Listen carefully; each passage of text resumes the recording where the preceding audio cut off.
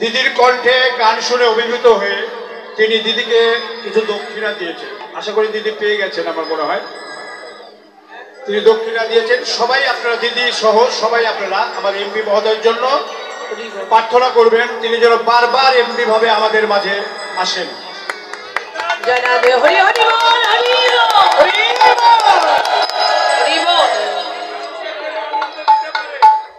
আবারও আপনারা সবাই মিলে প্রার্থনা করবেন আমাদের এমপি সাহেবের দীর্ঘায়ু হোক, আপনাদের সবার পাশে সর্বদাই যেন তিনি থাকতে পারেন, সর্বদাই যেন মানুষ সেবায় লাগতে পারেন।